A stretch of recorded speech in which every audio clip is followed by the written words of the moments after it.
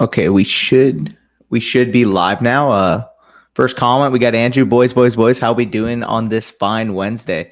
Doing well, man. Doing well. And yeah, I mean, rookie drafts are finishing out. Just expanding on our rankings. We're making our top 100 into top 200. So, been doing that today, and yeah, it's been exciting. Thought I'd hop on for about an hour 15 or so. Get you guys a nice little rookie mock. Get you guys rolling, or not rookie mock, but startup mock. Get you guys rolling because we are officially in startup season. All your startups, new leagues, new players, everything, new relationships being formed. I mean, it is definitely a fun season. Just get into some more leagues because I mean, let's be honest, we're all degenerates. We all love drafting, and yeah, what's good? Nice seeing you in here, Matt. I will share the link here. Let me just copy this link. I will send it in the Discord and in this live chat. So if you guys want to get in, just people are still rolling in about a minute live, so we'll see what happens here. Let me send in the Discord first, and I will link it in here. We'll do a startup mock. Let me just make sure all the tags are set on the video, and we are good. Just give me 1 second. Couple comments. Smooth criminal, yes sir. Some fire emojis, we got it. Gonna give it, let it nurture for a couple minutes while this fills up. I mean, it's actually already fucking almost filled. Jesus, you guys are beauties for that. What's up, Danny? What's up, Leo? Hello, everyone. We got the boy Jonathan in here, fellow tone setter out here in the streets. Gotta love it. Noti gang, yes sir, yes sir. Yeah, let me just share my screen, make sure this is all set. Love to see you guys having them noties on and getting in here right away. And you guys, I love this. But either way, just so you guys know, for the rules of this mock draft, it's Dynasty Superflex full PPR with a 1.5 tight end premium. I also wanted to, spice it up. We do a lot of bog standard typical drafts. Threw in the third round reversal here. So we'll see how it kind of rolls out. But let me just go to draft settings, go to draft order, randomize this thing, and I am actually at the 102. So we're gonna start this thing right here. But let me catch up on some comments. Thoughts on Dynasty Best Ball? I actually just joined my first Dynasty Best Ball this offseason, and I really like the concept, man. Honestly, it's fun. Just understanding all the fun aspects of fantasy. You're drafting, you're trading, everything like that still exists, and yet you don't have the quote unquote tedious time of setting your lineup every week, especially if you're in a ton of drafts or in a ton of startups. And we're getting auto pick the first pick. Fantasy King, man. Come on. Mahomes. Okay, I will go with my number one overall player, and that's Josh Allen. I'm more than happy with that. And in terms of third round reversal, it's pretty interesting in terms of strategy, because typically in your bog standard regular leagues, you want a top 3 pick. You want one of those locked and loaded cornerstone type of assets. But once you add in that third round reversal, it gets tricky, because I mean, comparing the end of the third round to the beginning of the third round is a pretty big jump. So typically in a third round reversal, I really like these kind of spots where I can still get an elite asset, one of the top quarterbacks, Chase, Jefferson, Pitts, Taylor, you name it, whatever, in this top 10, and still be able to add a very, very good piece at that early third round. So in a third round reversal, I really like these kind of meaty spots here. Fire, yes, sir. Rookie draft is finally Sunday, so ready to be done with it. Yes, sir. I mean, go crush that thing. Obviously, you are a member of the Patreon, so you're going to have all those rankings available to you, so you should be able to crush it. I'm just here to cause chaos. Yes, sir. I mean, Lamar Jackson at the 104, a very, very solid pick there. Actually, a little shout out there. I got him at the 104 in our Patreon League, Tone Setters League. So that's a lot of fun. Yeah, no, Spencer, I actually was talking about it with Corey. We were kind of talking about, how the drafts rolled out. And I noticed, I'm like, you're developing a very, very nice win now team there. So good stuff. Pain. What happened there, Mikey? Who are your dark horses this year? Wide receiver and running back. So if we're looking like really, really deep, I'll tell you right off the bat, a dark horse running back I like. Again, this is a whole offseason that we can see materialize before, obviously, the games are played. And because he's an older player coming off an injury, it's kind of a little bit sketch. But generally speaking, like if you're looking for a win now running back type that can produce you RB2, RB3 type of production super, super late in your startups, I really, really like the aspect of James White. Like if you can, like, I mean, you could typically get this guy, round 23, round 25, whatever. And the aspect here is that when he's been healthy every single time, has produced, 15 plus point per game production, especially in PPR. We saw last season that this was a guy that commanded targets when he was healthy. Obviously, the risk aspect is baked into his ADP, older running back, coming off a big injury, missed the rest of the season. So I understand why he's going that late. But again, if you're a win now team and you can, late in your startup, get a guy like James White, I really, really like that. In terms of wide receiver, I mean, if we're looking deep here, I'm just going to go for dart throws because I'm assuming that's what you mean. I don't mind KJ Osborne. Obviously, Adam Thielen has been battling injuries these last couple of years. He's an older player. And as we know, I mean, Kevin O'Connell runs 11 personnel. That's his base package coming from the Rams. He should be able to see a ton of playtime talking about KJ Osborne with the added aspect that if Adam Thielen misses any time, this was still a player that was able to produce last year. So I really don't mind getting a guy like KJ Osborne in the later rounds of your drafts. Let's go. Yes, sir. Brock, sup, brother, sup. Also, I don't know why I'm hearing the sound here. Let me just do that. Really weird. But yeah, in terms of, running back, wide receiver, those are probably the main two I would say. In terms of tight end, I really like David Njoku. I think he's kind of gone under the radar to a degree, but this is a team that basically committed to him this offseason. Offloaded Austin Hooper, re-signed David Njoku. Obviously, when David Njoku's been able to command volume, he's produced as a solid fantasy option at the tight end position. I think this is the year that he may be able to put it all together. And at current cost, I'm more than fine swinging for the fences on that type of ceiling, given the level of athlete he is. Been trying to trade off the 101. Most of my offers, my league mates. Yeah, no, people, you put a pick on the block, you put a player on the block, and people will literally just throw you some fugaz. It's unfortunate sometimes, but it happens. I'd pick two. Oh, Payne. Well, I mean, I got the boy Josh. You can't be mad at Justin Herbert, though, there, Mikey. Is Jacoby Myers a hold? I actually don't mind Jacoby Myers. I think he's a solid depth piece, wide receiver 3-4 type of archetype. He's going to command targets. He's probably not going to have a high ceiling given the fact that he's a slot receiver, given the fact that he doesn't score a ton of touchdowns. But I mean, talking about a guy that can have, a Hunter Renfrow type of year, I think he can potentially work his way around there. My dark horse, yeah, no, man, very, very dark horses right there. Agreed, Brock. Yes, sir.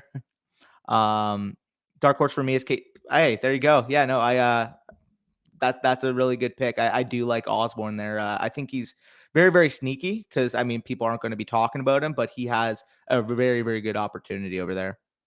Yeah, I mean everybody. Yeah, there you go. Picking out 109 Superflex 1.5 tight end premium. JJ or Deshaun.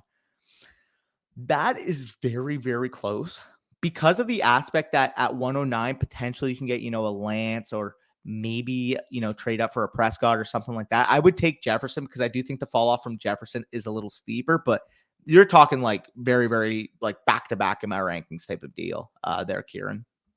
Hey, you read my mind. What value would you put on Osborne? I would say right now, in terms of relative value, he's probably about, a mid third, give or take, late third. And I mean, I'm willing to pay at that price. Again, if I get a 2 for him, I'm selling him for a 2. But if I have to pay, a mid third, I'm fine with throwing that out. Picking out 109. Yeah, no, just a 1.5 tight end premium. I would actually go with Pitts in a 1.5 tight end premium there. Sorry, I misread that was a tight end premium. Give me Pitts there, Kieran. Yeah, that's very good value on him. And I'm actually on the clock. Let me get out of these later dart throws.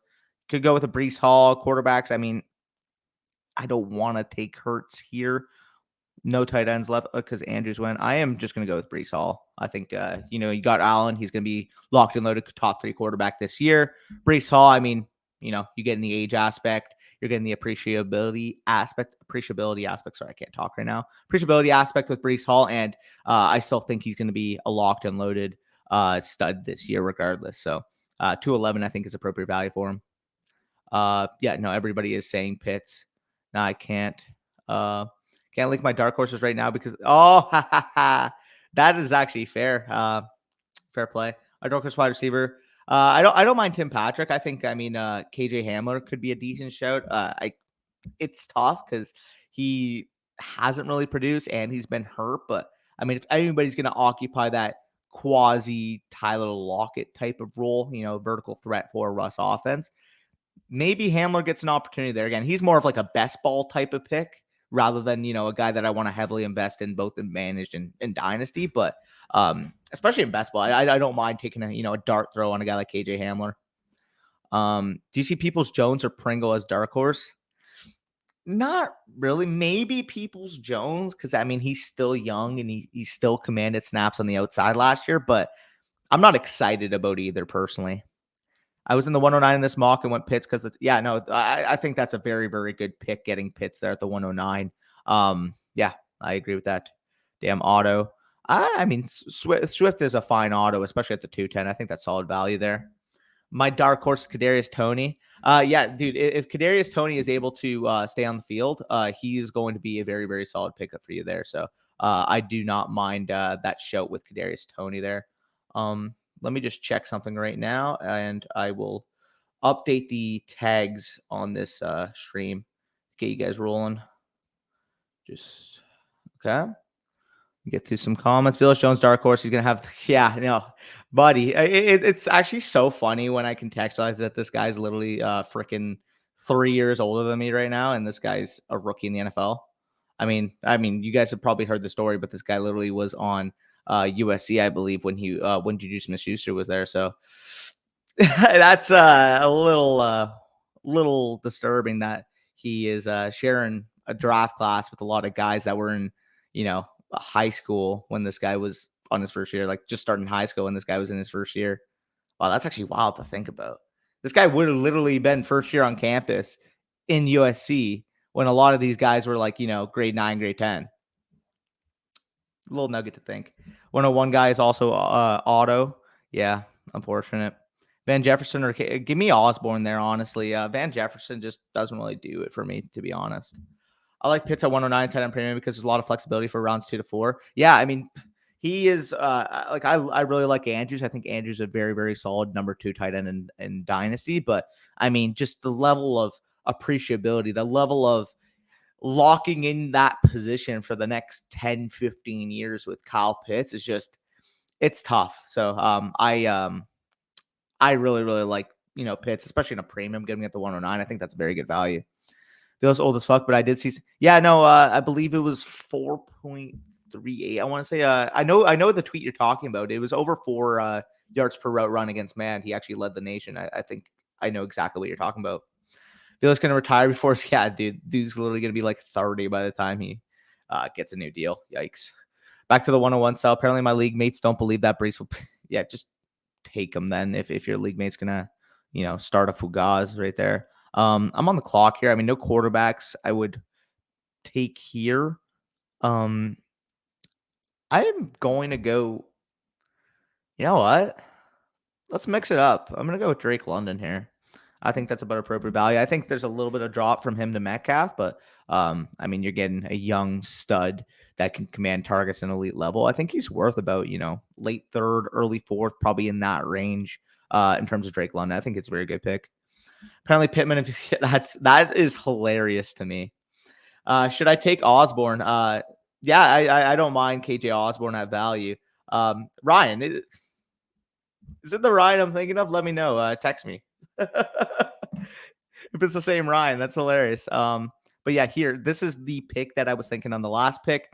I took my chances because he was a little bit further down, but I really, really like the aspect of Zach Wilson here. He would be my next rated quarterback.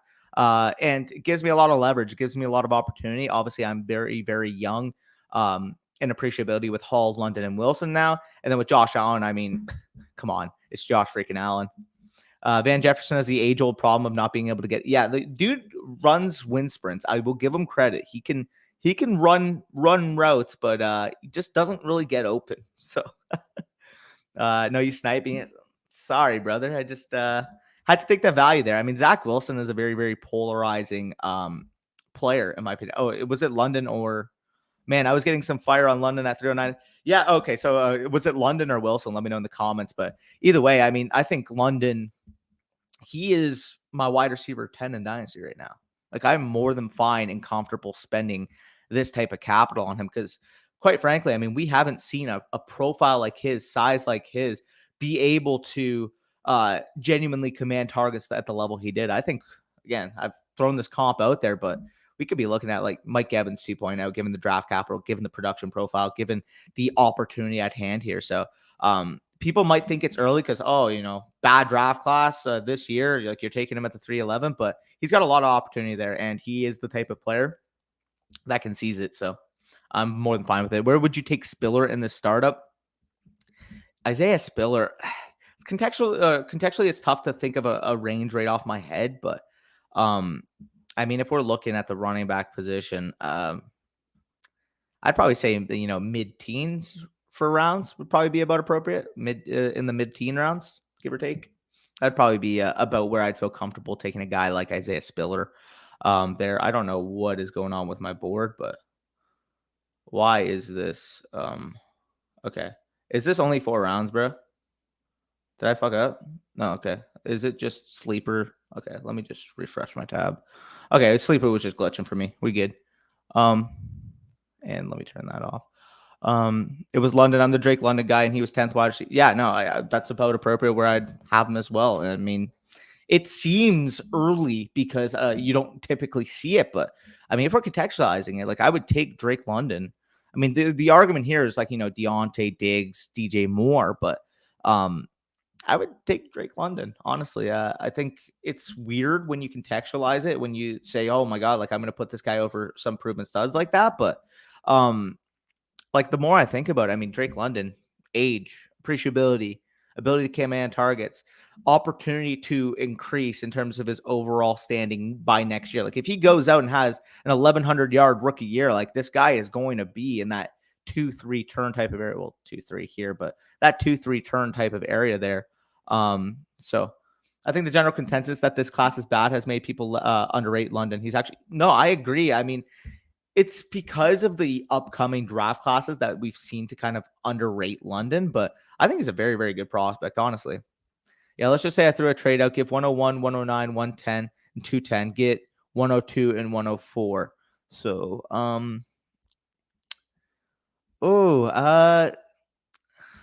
I would, that is a really, really close one. So, I mean, let's just say hypothetically, let's just say 102 and a 2023 second at minimum is probably the price of Hall to London, I would say. And then you get that rest of the package for the 104. That's honestly a toss-up, brother. Depending on how your team looks. So if you want the depth, I don't mind just, taking Hall and taking those shots on like Sky Moore and, guys like that. But if you want to just, go all out, build out that wide receiver core, I don't mind just going out and scooping, Treylon Burks and Drake London, or Drake London and Garrett Wilson at that 102 and 4. I traded Bateman for 110 and ended up with Sky Moore, who I took over Watson, Dotson, Pickens. Thoughts? Take it as a win. Sky Moore at the 110 is a very, very good pick. I wouldn't deal Bateman for that. Like, Sky Moore falling to you at 110 is a very good pick, but I personally would rather Bateman over Sky Moore, if that's the question here, Edward. So, not the biggest fan, but the fact that you're able to get Sky Moore at the 110 regardless is a good pick. It's just trading Bateman for it is a little sketchy, in my opinion. Brian Robinson already has a foot in the door. Commanders have said it. Yeah, no, I agree. It is going to be somewhat of a committee there, for sure. Do you think Khalil Shakir can get any targets this year? And did you speak on Zach Moss? Are they moving him? In terms of Khalil Shakir, I mean, I think he can operate, a quasi slot role for that team. Be pretty effective there. But I don't like. I mean, they signed Jamison Crowder. I don't know. I think Shakir will be fine. He's definitely has the talent and the opportunity. It's just betting on a 4th round rookie to, assume a large role. Also, let me just take a pick real quick. Running backs. Sure, I'll mix in Barkley. Fuck, I'm all over the place. I think he's fine. My rankings are Dotson, Pickens, Sky, but at that point in the draft, just take your guy. I would put Sky, Dotson, Pickens. By the way, there's another. Oh, okay, yeah. I will go and approve that. Just give me Give me a second here. I didn't actually notice that. My bad. Okay. I will do that on my phone in a second. Sorry about that, Jonathan. Steelers most likely won't pay Deontay after the season, so yeah, hopefully, man. I mean, I'm a big fan of Deontay Johnson, so getting him a nice little quarterback upgrade would be beautiful. I'm on the clock here, by the way, and guys, like Devontae Smith falling here is just pretty ludicrous. So, give me Devontae Smith pretty easily there. 111 for AJ Dillon, full PPR dynasty. So if we're talking 111 this year, David Bell. Maybe pick it falls. That's probably about. I would want to see who's on the clock there or on the board there when you're picking out 111. Sile, personally, is a 23 first and Ayuk giving up too much for London. 23 first and Ayuk giving up too much for London. I would want the 23 first side. Simply because, I mean, a random 2023 first, like we kind of did that video, but relative value, I mean, Drake London in the next two classes combined would probably be about the 108, which is like crazy to say because he's going, 3-4 area now, but that's how great the classes are projected to be next year. So if you're getting a chance to potentially, assuming that's a random 2023 first, get, a Bijan, one of those stud receiver prospects next year, one of the stud quarterbacks next year, and get Ayuk as a little collateral piece, I would want Ayuk side there. I had 101, 104, 110, 112, and 201. Ended up with Hall, Burks, Sky Pickens, and Rashad White. Good or bad? So Hall, Burks, I mean, that's exactly how you should do it there with those first two picks. 110, Sky Moore, more than fine with that. Pickens, I have him as my 13th ranked player, so take him at the 112. I'm fine with. A little early for me for Rashad White personally, but I understand it. So Rashad White's more of like a mid two for me. So 201's a little pricey, but I don't hate it, honestly. I'd probably say about that there, Brock. If it was, Bateman for the 110 in a future second, that's about how I would view it from a trade perspective. What can I get for Antonio Gibson? If you can get anything in that top, like honestly, like if I'm looking at it, if you can get a top 6 pick for him right now, I would do it. I would aim for the 5th pick because obviously there's a tier break there, and you got your Garrett Wilsons, you got your Traylon Burks, you got guys like that. But if you realistically have to take, the 106, I would probably do it, to be honest. Gibson is a very, very tough situation. Yeah, I mean, this is taking that guy to the woodshed there. Very, very good move there, Sile. Sky picked that 608 in our Tone Setters League. Yeah. Honestly, Spencer, it's funny because I guess when I was on the clock, I completely forgot about Rashad Bateman. So I took Chris Olave, which I'm fine with Chris Olave. But I mean, if I were to have that decision back, if I were to have that pick back, I probably would have taken Bateman, especially with the fact that I do have Lamar. So, it's tough, but sometimes, that shit happens when you're on the clock. Contender Bateman rebuild, Sky in the 2. Yeah, no, I don't oppose that. Contender recently offered me Waddle for Godwin, and dude, yes, that is a steal. Like Godwin is a very, very sketchy situation there. You move off that and probably what Khalil Herbert's a 3rd round pick of value. So I'm more than fine with doing that and upgrading to Waddle. Who's the next receiver up after JSN, Addison, and Boutte in next year's draft? If we're projecting forward, I mean, there's a couple names that I'm intrigued by. A guy like Josh Downs is very, very solid. A guy like Quentin Johnson is very, very intriguing. 6'4", 205 pounds, very, very fluid athlete. People are going to give him, the TCU bias, but I mean, he's a very, very good player. I think Parker Washington can step up for Penn State next year. Obviously, was playing beside Jahan Dotson this past year, but I think Parker Washington could have a very good opportunity, especially if we do see Drew Aller actually take the reins from Clifford at some point in the season. I really, really like Parker Washington. I think he's going to be, an early to mid 2nd rounder in a lot of your rookie drafts next year. Thanks, Dapper. Hey, anytime there, Smooth, anytime. Would you offer 3 2023 first for Jonathan Taylor as a contender or just sit? I wouldn't offer that for any non-quarterback, to be honest, unless we're talking, yeah, I wouldn't offer that for any non-quarterback apart from maybe Pitts and a tight end premium, to be honest. Traded 104 yesterday for 107 and 205. 104 was Garrett Wilson. My 107 was Burks. If you okay, if I were to take this trade without knowing that you got Burks at 107, I would have been like, I wouldn't have taken that because I do feel like for the most part, the 107 versus the 104 in my rankings is a big difference. But the fact that you're able to get Treylon Burks still at the 107, who I actually have ranked one spot above Garrett Wilson, it worked out perfectly for you. It's just if I had done that deal without the knowledge that he would fall back, I'd be plenty worried. But either way, we're back on the clock here. Quarterbacks are really, really drying out. Jesus, like we are getting the quarterbacks rolling, eh? Wide receiver, I mean, Amon or St. Brown, I will take 100 times out of 100 there. Late seventh, more than fine with that.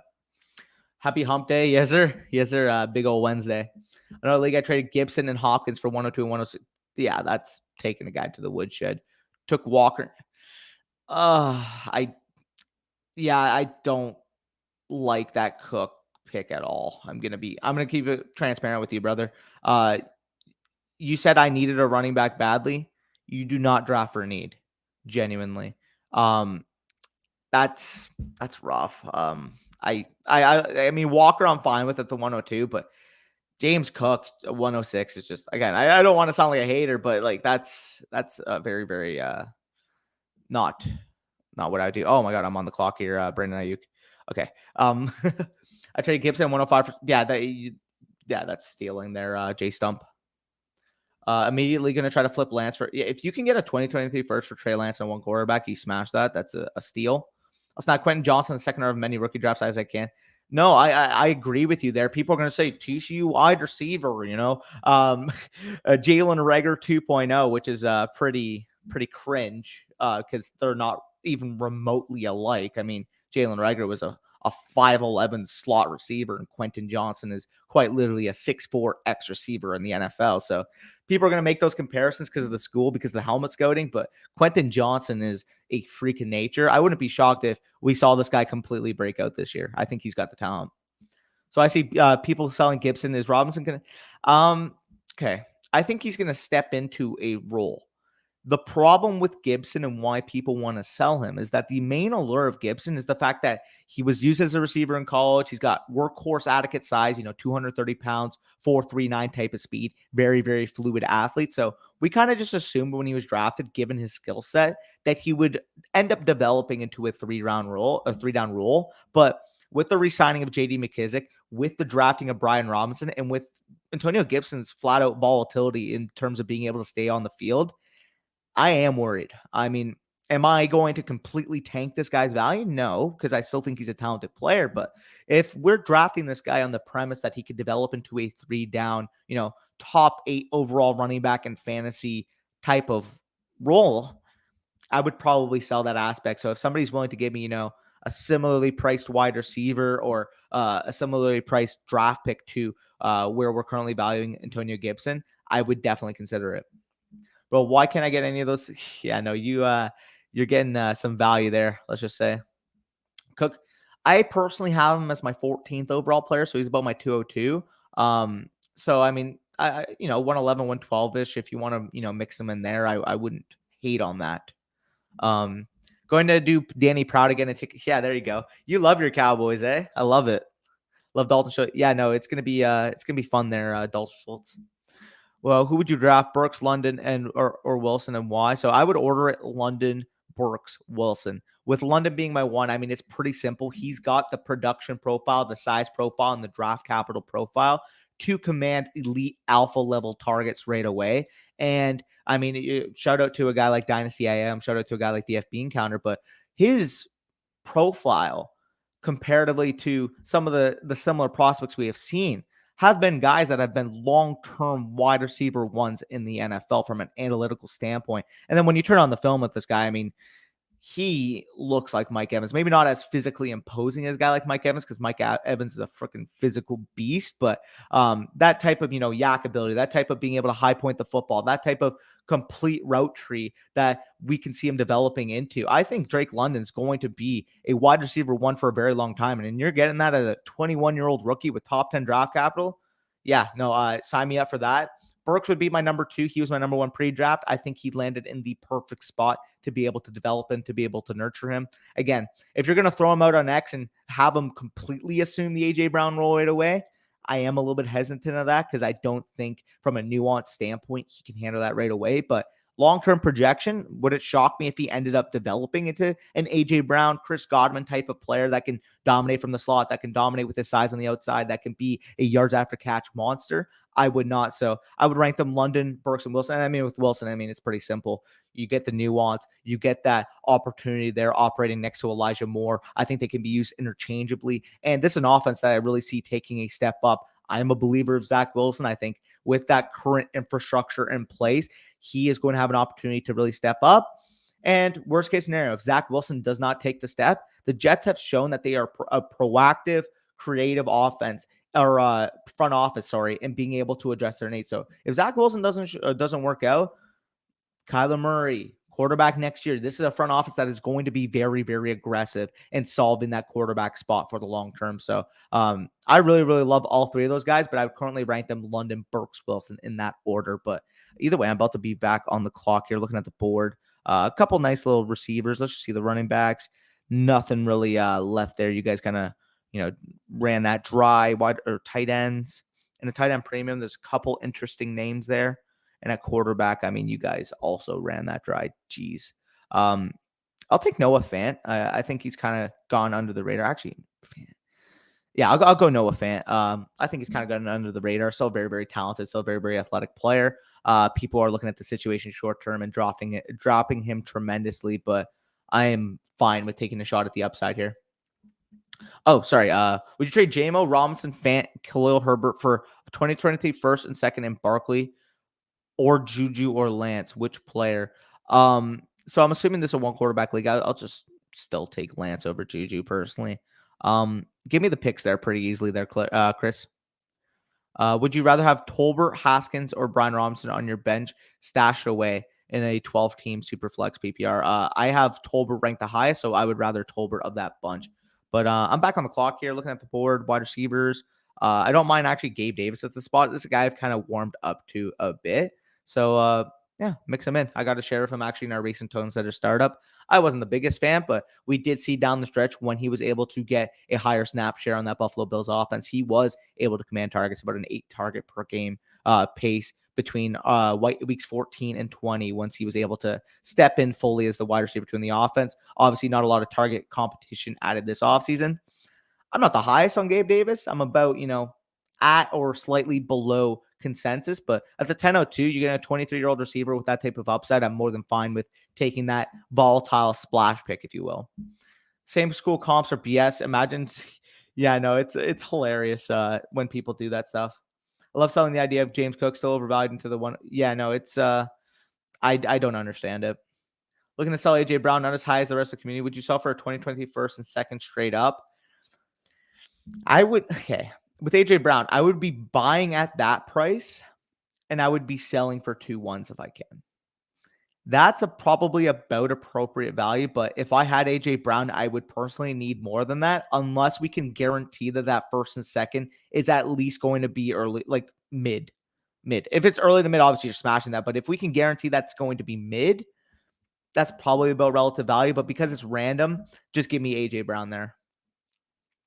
Wilson, I like Zach going forwards. Jets offense should be good with new weapons.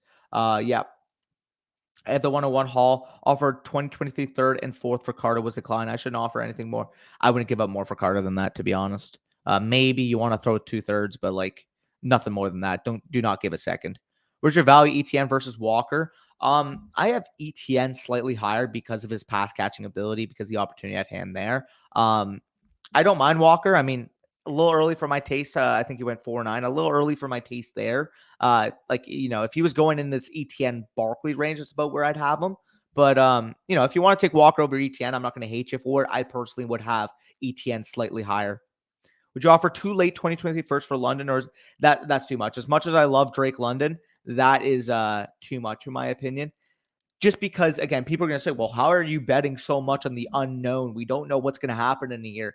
It doesn't really matter what actually contextualizes from an actual player X standpoint, micro X player standpoint, if you will. The liquidity of those assets in terms of 2023 first, no matter what we want to do, until those picks are put pick to name, they are going to hold tremendous value, tremendous, gold standard type of value. So as much as I love London, like just give me the 2 first there. And then you could probably get realistically 1.5 times that when you're on the clock for those picks. Because until you put, again, player to pick, those picks are going to hold tremendous value. So I would definitely hold personally. MT and Mike Williams in the late 8, early 9 after Judy, Sutton, and Juju going before them as gold. Yeah, that's super value. I have a win now team and traded the 108 for Rod God straight up. Thoughts? Rod God, am I completely missing somebody? Oh, is that Chris Godwin? If that's Chris Godwin, I think I would take Godwin over the 108. Yeah. PPR ATN. Yeah, no. If you're in a standard league, I'm fine with going Walker. Half PPR, it's a discussion, and full PPR, I would say ATN. Yeah, that's appropriate. Hollywood or Mooney, give me Hollywood there. I've actually risen a little bit on Mooney, but I think Hollywood is a tier above him personally, given the fact that he was able to command a ton of targets last year. Now gets an opportunity for more projectable passing volume with Arizona. I'm very bullish on Marquis Brown. I think he's going to have a good year. Yeah, no, I agree with you there, Crack. Anytime. I bought AJ Brown for the 102, Robert Woods and Jarvis. Yeah, no, I'm fine with that. I needed to clear. Yeah, no, you like Robert Woods and Jarvis Landry is enough for me to part from Drake London to AJ Brown 100%. Thanks, bro. Yeah, no, anytime there, brother. Happy to help. Wait, Irv Smith's only 23. Yeah, I believe he's a 1998. So yeah, he would be 23 going on 24, which is pretty crazy because it seems like he's been in the NFL basically since he was like 19. But yeah, no, Irv Smith is very young. This is actually flying by pretty fast. I might just rip another one for you guys after this, to be honest. I gave myself about an hour to work with, but yeah, no, I can mix in another one if you guys would want another Dynasty draft startup mock. But currently 39 of you in here, so I'm assuming you guys, I'll send the link in here. You guys will join up. But either way, looking at the board here, I would need a quarterback 3 and potentially an RB3 in this build. I do think, honestly, things break right. This team could contend at least within the next 2 years. So, yeah, I like how this startup has, fallen for me so far. Running backs, I mean, you got a guy like Kareem Hunt, James Robinson has potential. Yeah, I don't mind that there. Quarterbacks kind of drying up here. There's only one projectable starter, at least, or 2 projectable starters. Yeah, I don't know. It's a weird board for quarterback. Yeah, no, we'll get the link sent in here and in the Discord. Get in. Yeah, you guys are loving it. Let's go. Leave a like. It's not even gonna be like that. Genuinely, I'm just gonna resend the link. Yeah, here, let me push the trade through. Sorry. Surprised. Here, let me just take care of that. Oh my god, I got so many notifications. Let me figure this out for you guys. Push the trade through. Sorry for the hold up, and boom, you guys got that trade pushed through. Here at all send offers. Okay. Size snipe the game again on my leak. Oh, I got auto pick. Damn, I did not even realize because I was okay. Fuck. Devin Singletary would not have been my pick, by the way, guys. Try to forgive me for that. Like Devin Singletary with Kareem Hunt, I'm gonna cringe. Either way, got to deal with that. Brandon Cooks here, I think is good value, but yeah, no, I'm kind of disappointed about that. I'm not gonna lie, Spicy. You a real one, bro? Yes, sir. Bro got auto. Do you think AJ Dillon will eventually be the RB1 next year? Or do you think? Okay, I think they're going to keep a committee. Is he going to be the early down running back? 100%. But are they going to add, maybe a Blake Corum, Devon A-Chain receiving type of back next year that can handle the third downs? I think that that will actually be the case. So I wouldn't be shocked, again, as I mentioned, those type of guys, Blake Corum, Devon A-Chain, a lot of receiving backs next year that could be had in, that round 2 to 4 range. I think Green Bay is going to at least pick one of them to pair with AJ Dillon. So I just keep keeping you on your toes, Danny, with the trade. Yeah, no worries. By the way, if any of the tone setters are in here and you want one of my picks coming up, 2023 seconds going to work straight up for me now that the price has been set on the market. Devin, yeah, no, I'm a confirmed Singletary fan. There we go. Devin, Wevin Wingletary. Am I right? Speaking of wins, if you guys actually watch hockey, I'm a big Montreal Canadiens fan, and we actually we done and did it. We were last year, paid off. able to get that first overall pick. Shane Wright is going to be a Montreal Canadian. So very, very happy to get, a superstar center to pair with a guy like Nick Suzuki, to pair a guy with like Cole Caulfield. So should be fun watching that young team develop. Obviously, again, you guys are here for the football chat, but if you guys watch hockey, I'm down to mix that in. Also, I just realized I took Cooks over Gallup. Oh man, fuck. I agree with Spicy Hot. Is there? Does OJ Howard hurt Knox, or is Knox fine? I'm not a big fan of Knox. I'm going to be completely honest with you. He really, really relied upon a bunch of touchdowns last year. Did not have a high target share, did not have overall target volume. Now gets a guy like Khalil Shakir added to the offense. OJ Howard is a threat to a degree to be able to command snaps at the tight end position when he's healthy. So I'm not a fan of Dawson Knox, honestly. In terms of that relative range, I would rather a shot on David Njoku. I'd rather a shot on Trey McBride, Albert Okwuegbunam, guys like that, personally, over Knox. Yeah, hopefully you are right there, Henry. I actually laid a bet, a $25 bet that paid off about $150 if the Avalanche take the cup. So let's go. I don't know shit about hockey, but yeah, I appreciate that. Number one pick is fun. I'll get to these last couple comments here. Start up another mock draft for you guys. Here should be all actually set. We can just do same rules. I'm too lazy to reset them. Put it in the Discord and boom. And if you guys are in the Discord, you would be seeing that.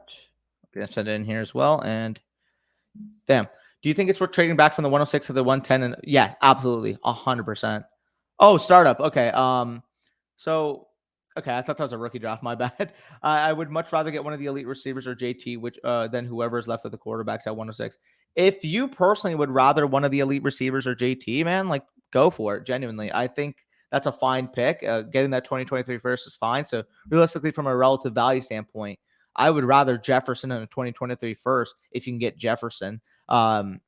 Over even Kyler. So I don't mind that at all. Tex hockey in this year's playoffs reminds me a bit of the Habs last year. Yeah, it's pretty interesting. I mean, the Habs kind of ran super, super hot last year. As we know, I ended up making the Stanley Cup final. But yeah, it is funny when you think they got from the Stanley Cup final all the way down to the first overall pick. Did you play hockey? I played a little bit of hockey in high school. Played a couple years of 4-on-4 hockey. It's fun, honestly. I did it when I was probably in the worst shape of my life, but I was still pretty productive. I was putting up points, scoring some goals. I was a big body. You couldn't really move me off the ice. Just stick me in front of the net, get some tips, and there we go. Especially on the power, I was a phenom on the power play, man. You stuck me in front of the goalie, nobody could move me out of the way, and my hand-eye coordination was pretty nutty. So I was scoring some nice goals. I believe we played about 12 games. I had like 15 or 16 points or something like that. So I was doing pretty well, even though I was like in the worst shape of my life when I was doing it. I bet if I played now, I'd be much better because I'm a lot more mobile than I was. Should I offer Knox in a late first for London? He needs a tight end. Yeah, I'm fine with offering Knox in a late first for London. Like Knox is not much for me. Late first, like Knox probably relative value, like a mid to late two, something like that. So getting London there, I'm fine with that. Oh yeah, no, it's a learning curve, but it's a lot of fun, especially when you learn how to skate, when you learn how to get your hands right in the right spots. It's a fun sport, honestly. Especially a lot of my Canadian is showing right now. Yeah, no, I was a tone setter. It's funny because, by the way, let me actually make my pick. Lance Watson. Actually, somebody asked me this comment. In a 1.5 Tyrant premium, I am going with Kyle Pitts here at the 108. Sorry for that snipe there, Brock, by the way. I know you were probably eyeing him. But yeah, no, it is fun. And some of the stuff I was able to get away with, little cross checks to the tailbone, shit like that. Like you can do a lot of stuff, a little sneaky stuff that you learn just from playing sports. I mean, it's the same thing with football. Like honestly, kind of the little things that you can get away with and how far like the line is before it gets called. So it's fun. I just got Elijah, dude. Yeah, you smashed that deal there, Elijah. I love that move for you, getting Elijah Moore in a first round pick, capitalizing on the worry of people with Garrett Wilson.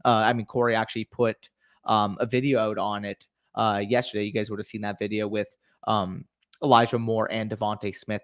Do not panic sell these guys. Go out and buy them. Their relative market, their relative outlook hasn't really changed much, except they're going from Elijah Moore, wide receiver 15 on Keep Trade cut to wide receiver 25. That is ludicrous. So if you can get that type of price on him, go ahead and go buy. I was on my high school hockey team only to be a big body head. I was decently skilled. I wasn't like, a world beater, but I was a big physical body that can leverage my weight, protect the puck, move the puck. I sound like such a freaking scrub for saying that. God damn it. Why? Yeah, I know. Right. Chase is a good pick. You're going to snipe me here on the way back. So it's all good. You're probably gonna get like someone sick here. So you're chilling regardless. God damn it. Payne. Yes, sir. See about my boy Mox. I bet on the fact that he's 25 and already broke it at 24. Yeah. I understand the bull case for Knox. I just think that his relative value right now is a little too high for my taste because of the type of volume that he did not command last year. I just don't think much is really going to change. And if we're talking about natural regression, I don't like throwing around the R word, but if anybody's going to regress, it's going to be his touchdown rate last year. So yeah, I'm not the biggest fan of him. Looking at the board here. Oh, this is an ugly spot. RB. I'll mix in a Javonte share. You know what? That was a very, very ugly board. Yeah, take the Devontae share there. Knox a good bet. Yeah, no, I don't know. I'm not a big fan. Yeah, no, I get that. It's definitely worth something. It's not worth what market value would dictate it is right now to me. But if he's falling in your draft, I'm not just gonna say don't draft the guy. It's kind of like Juju Smith-Schuster. I'm not a big fan of Juju Smith-Schuster, but at appropriate price points, I am going to get exposure. Was considering Andrews as well. Yeah, Andrews in a tight end premium, 1.5 premium. I think that's an appropriate pick there. I like it. Watson, Lance. Yeah, dude, getting Watson and Lance on that turn there is very, very nice. So I'd be happy with that stack. Watson Lance or Dak Watson. Either way, you are absolutely loaded at that spot. Danny on the clock. Is there? Nope, I could skate. I throw my weight at others. Favorite penalty, dude. This is gonna sound a little psychotic, but it is genuinely just so fun. Just again, you have to have this competitive spirit if you play contact sports growing up, but there is a somewhat like psychotic factor, if you will, where you genuinely enjoy being able to, assert your physicality on somebody else when you're in a sports setting. Like I don't know how to describe it. And I know people are going to be like, well, what the fuck do you mean by that? Like, it's dumb. Like, what does that even mean? But genuinely speaking, I was the type of guy where if I saw somebody that, was a big guy or thought a lot of himself, like I was saying, I'm going to run that fucking guy over. Like I had that like clocked in to my head. I still actually remember first week of training camp when we got our pads in grade 9. Basically, the coaches, will get you through. They'll talk you up. They'll get you in the mood. But they'll basically, set up drills so that the grade 9s will always go against the grade 10s to kind of, get that instilled in their head. Like, oh, you guys got to learn. You guys got to earn your spot. So I remember first day when we got pads back in grade 9, they were running just a pseudo Oklahoma drill, if you will. And I was the running back, grade 9. I was probably about, 5'7", like $175, $180. I was a lot smaller than I am now. And opposed from me was, a 6'2", like 230-pound lineman that was a grade 10. And I still remember, again, first day training camp, coaches are probably thinking, oh yeah, this little kid's gonna get creamed. And I just remember putting my shoulder pad right into the middle of his chest and running him over first day of practice. And the reaction from the coaches was just like, what? Like they're expecting, okay, this is like going to set the tone of practice. The grade 10 is going to show it on the grade 9. And I just absolutely ran the kid over, like team captain, started both ways on the line. And I just used my body mass to my advantage, or use my density, if you will, to my advantage. Big dub, yes, sir. Knox overvalued. He's ranked there. Yeah, no, I agree with you there, J Full. I would much rather Schultz over Knox personally. Are we concerned with the news that San Fran coaching staff is not too fond of Lance's product?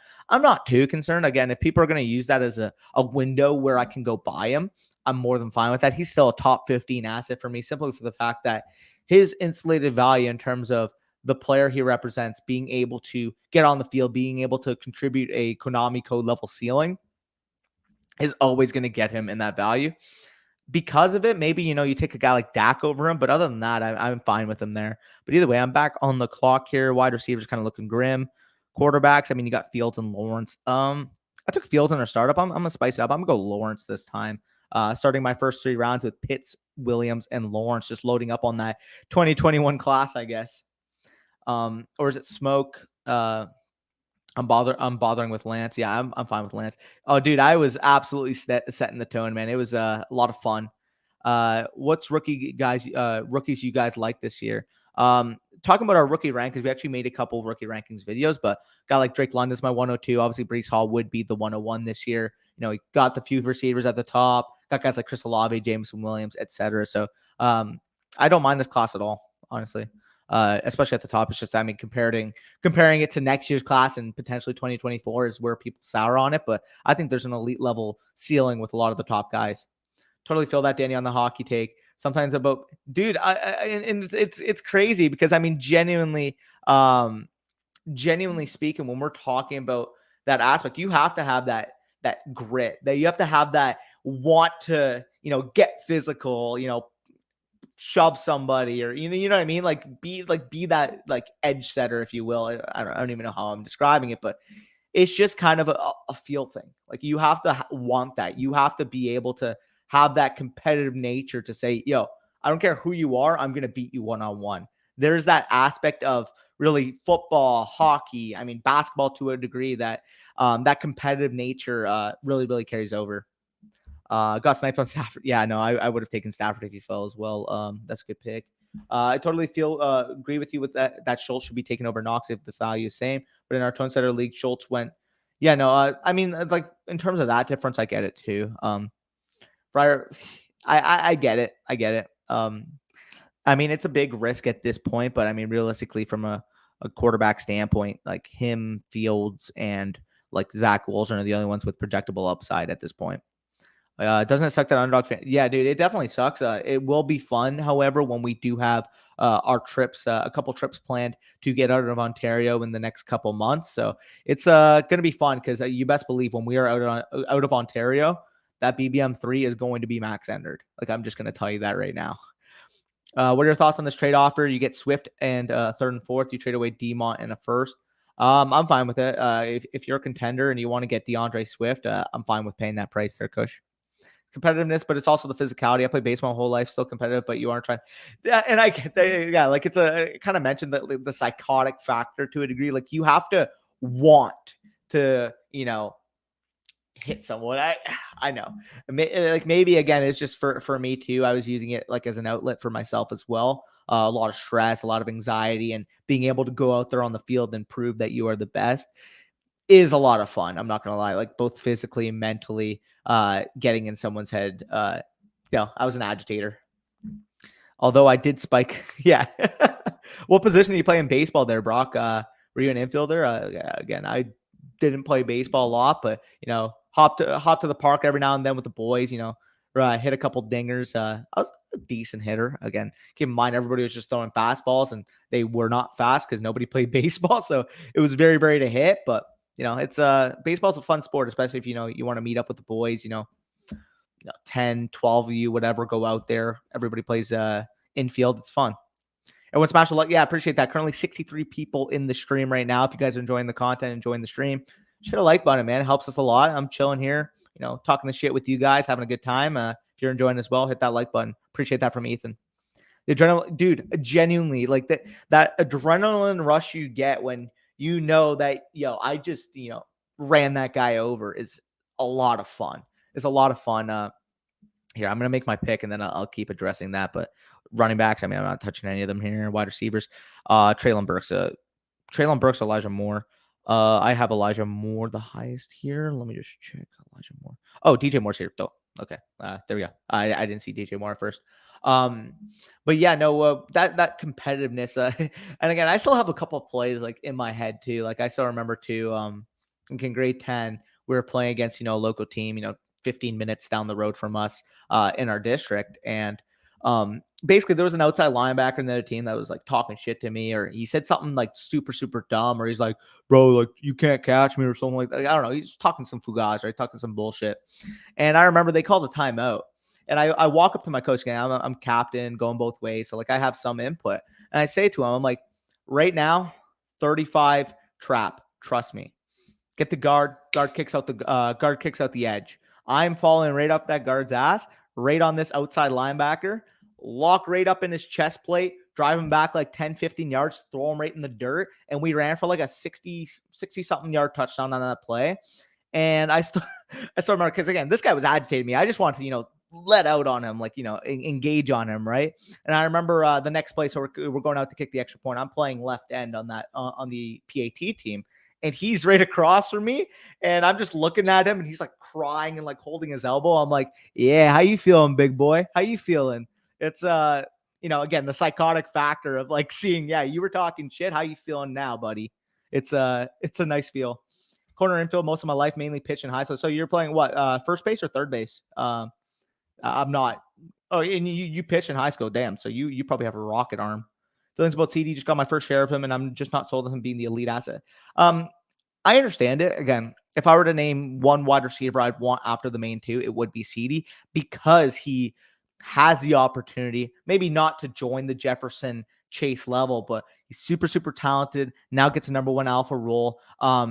The target share is a little bit concerning if you're just, a straight target share truther. Also, Brock, come on, man. You did me dirty. I should have just taken him at the last pick, but I should have read the room, should have realized that Brock was picking right in front of me, and I wouldn't get Zach Wilson. So great pick there. I will continue that story in a second, though. Wide receiver, Devontae Smith, tight end premium. Do I go Waller here? Let's mix in a Waller, tight end premium. I'm fine with him at the 5.5. Oh my God, I have.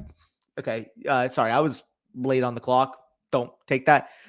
For you guys at home, just think that was Devontae Smith, and we are good. Okay, I was rushed at the end there. My bad. When did you start following the Cowboys? I actually started following the Cowboys right around, the late 2000 type of area. So, 2007, 2008 was about when I started watching them. Again, keep in mind, I'm a younger guy. I was born in 2000. So when I started watching, him play, or the team play, I mean, I fell in love with DeMarcus Ware. I thought he was a phenomenal player. My stepdad at the time, right around when I was 9, also liked the Cowboys. So I was already interested in the team. And then my stepdad at the time came in about 2009, 2010, was a big Cowboys fan. So we were, that was a passion together. Any of you guys who are watching this, I actually, I was at the Calvin Johnson 329-yard game back in 2013. If you guys don't remember exactly what I'm talking about, Matthew Stafford quarterback sneak over the pile to win that game 31-30. But Calvin Johnson watching that game live I couldn't believe it. There was a lot of chatter at that point. Like, apparently Dez Bryant called himself the best receiver in the NFL, and Calvin Johnson was just like, haha, like, nice joke, next one, whatever. And then the next week when they play the Cowboys, Calvin Johnson just absolutely obliterated us. So for those of you that don't think Calvin Johnson from a talent standpoint is a top 5 to 6 receiver of all time, that game was my clicking point for me when I saw how dominant he was. What website is this on? This is actually on Sleeper. So like one of the best sites currently available, go-to site for me. A lot of my dynasty leagues are held on Sleeper here, Damien. And even some of the hits I took, I'm like, okay, man, yeah, dude, genuinely, like, I liked being hit, dude. Like, maybe again, that's a little psychotic. Maybe that's why I've had a few concussions, but that like ability to take and then give even harder, is just okay. Let's get off that terminology. But being able to, like, accept physicality, but being able to deliver at a higher degree is pretty insane. High school, yeah, no, high school. I had to stop playing after grade 11 because I had a few concussions within the 3-year stretch. But oddly enough, before I actually started, making fantasy content before COVID, we'll probably have a huge Q&A at some point, kind of, detailing some of the stuff, like how we started, everything like that. But for the backstory, at the time, I was actually planning on trying to walk back on at university. Took a couple years off, trying to get myself back in shape because I gained a lot of weight about 2018-19 area. And then COVID hit, and I said, you know what, fuck it. I love football. I love fantasy. Let's just start making content. And if you guys go back on some of our earliest stuff on the channel, it was pretty cringeworthy seeing, where we were at then and where we're at now. But it's definitely humbling just being able to say, you know what, like, we took like something that we loved. We took something that we took an opportunity on in COVID, and seeing how much support you guys have given us in the last 2 years is pretty remarkable. So shout out you guys for making it happen. Nothing better than physically, dude, right? Like it's fun just being like, that anchor, that physical tone setter. But obviously you guys know my ability on setting the tone, but it is definitely fun being that physically imposing player on the field. Also, I'm gonna be back on the clock here, and I'm just gonna make sure I get my actual pick in. Um, by the way, if I had actually analyzed it, I would have taken probably Derek Carr there, but you live and you learn. On the clock here, running backs are kind of whack as fuck, to be honest. Wide receivers, Olave, JMO, Mike Evans, a couple nice names here. Marquis Brown would be a guy I like here. I'm gonna go with Marquise Brown. First and third, and yeah, I'm not a great athlete overall, but dude, again, like I wasn't like a crazy athlete, but I was physical, compact for my size. I could move. Like I was a decent athlete, I'd say. High school ball is the best. Sad. My last football play my senior year, I told. Geez, that was so you told. Oh my god, that's crazy, bro. Sorry to hear that, but I mean, either way, you're able to score. Uh, Swift for Demon is, dude. If you can do that, that's a steal. Um, oh, Kush. Yeah, no, Swift side all day. Sorry, I just noticed that. My bad. Um, Gibson is a sell right now. I got 2 leagues raised my RB2. Should I move him for someone else? Yeah, I mean, you can obviously text me as well. Obviously, you have me on Twitter, you have me on Discord. In terms of what type of market your league is currently valuing him at, but I'd be interested at the right price of selling Antonio Gibson. And if so, what are some possibilities? I mean, off my head again, like if you can get 106 or higher, if you can get, I mean, looking at the running back position, you could probably get 4 net plus, maybe ETN if you're lucky, someone like that. That's about a transition I would look to for Gibson. Yeah, I should watch my word a little bit more. But hey, we're live, we learn, and we you guys don't hate it too much. Everybody notice at the same time. But yeah, we are officially caught up on comments, so I can focus on not panic picking Darren Waller on the clock. I mean, good value for him, but the fact that I do have Pitts kind of makes it redundant. I would definitely be looking to offshore him post draft in this scenario. Jameson Williams at 6'12", really like that value there. I think that's a good pick. A lot of these young wide receivers are going to start going. I mean, all of them are very, very solid value in my opinion.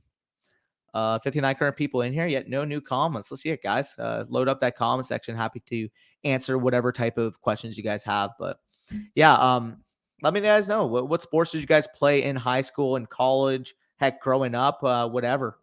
What position did you play, Danny? I was actually fullback and linebacker. So if you were to picture me, tone setter playing the 2 most quote unquote tone setting positions. I was fullback and linebacker. So I really, really liked being physical, if you will. And that's probably why, I had a few concussions. Do you follow the NBA or just a football guy? I do follow the NBA. I've been a big Lakers fan my whole life. You guys can maybe see that. That blurry thing right there is actually a Kobe Bryant poster. But when I started watching basketball, I just fell in love with Kobe Bryant's game. I fell in love with his competitive nature, big role model for me. So seeing him there, obviously a big, piece of basketball history, obviously being, a top 5 or so player, top 7 player of all time. I really like Kobe. Ryan Tannehill. I really, really like Kobe Bryant, and he was the main reason why I really, really started watching basketball. I know people are gonna say, Lakers, Cowboys fans, blah blah blah. Like I'm from Canada, man. At this point,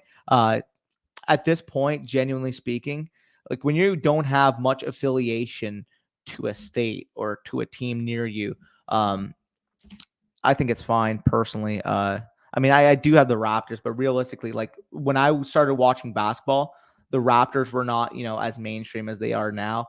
And when I started watching basketball, I just fell in love with a guy like Kobe Bryant. I saw them, that 2008, 2009 back-to-back, Boston Celtics series. I saw them in 2010 beating the Magic. Like although I'm the quote unquote, bandwagon fan with who the teams I like don't get me fooled for casual. Like I watch a lot of these sports in depth. Like the only one that you could probably call me a casual in is baseball because I watch maybe 20 Sox games a year and I'll watch a little bit in the playoffs. But I mean, like in terms of basketball, in terms of football, in terms of hockey, like I am a pretty hardcore fan.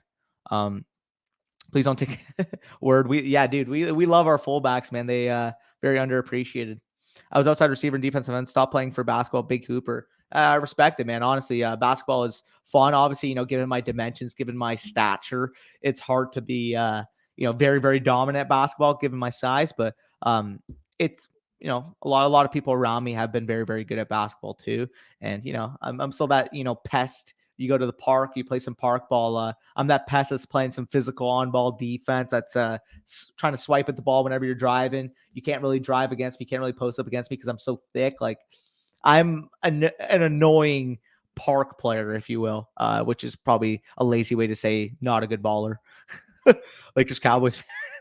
Danny, do you golf? Dude, Bush has talked about golfing so much, and like I'll watch, a couple holes every now and then, because it's interesting, but I need to like fully learn how to golf. I need to get in my own set. I need to go to the driving range. I really need to learn those micro mechanics because it's it's a fun sport when you're actually good at it. Genuinely, hitting a nice shot in golf, hitting a nasty putt is very, very exciting. It's just those slight micro differences in terms of your mechanics mean everything for a sport like golf, and that's just straight muscle memory. That's just straight practice. That's just straight natural ability as well. So it's interesting. Yankees too. No, though I mean I kind of alluded to it, but I do like the Red Sox. Again, don't hate me right now. I'm not a huge baseball fan in general, but when I started watching a little bit of baseball was back when Big Poppy Ortiz was dinging homers like nobody's business, and it was just so much fun watching that guy play. Did not do anything from a fielding perspective, but you put that guy on the plate and he was just crushing dingers like nobody's business. I'm 6'3". Yeah, I didn't get blessed with that height. I'm about 5'9". Baseball, second base, hockey, right wing, volleyball, wrestling, and swimming. I don't know if those last week. I was actually a very, very big swimmer before high school. I believe I was one course off of getting my lifeguard degree way back. Like you had to take one more course. I just needed to pass one more course, and I actually would have been a lifeguard. So that's interesting. Wrestling, I did jujitsu, did karate growing up. I would wrestle some people as well, but I'd consider myself a good wrestler, even though I didn't practice it a lot, to say the least. Brandon Ayuk, 808 any day. Great value there. Also, Elijah Moore, I could see him being, I absolutely love Elijah Moore. We saw sustained top 10 stretch last year once he was able to recover from that quad injury in the preseason. Bush kind of highlighted it, but this guy was commanding targets. This guy was separating an elite level. If people are going to undervalue him because of the addition of Garrett Wilson, I mean, this is going to be a very centralized offense. We know the targets are going to go to those two stud young wide receivers. It's a very, very eerily similar situation to what we saw from T. Higgins last year. Can the Maple Leafs pull this off? Hopefully not, because I'm a Montreal fan. But I mean, the fact that they were able to come back yesterday, I do think that they take care of business. Hopefully they don't win the cup, though. I got really lucky because the year I banged my knee sliding into goalpost was the same year I took fastball. Oh, God damn. Oh. Baseball isn't a fun sport to watch on TV unless it's a rivalry playoff game, but it's underrated. Genuinely, like, if I go to, a park and, hit some baseballs, like it's genuinely fun.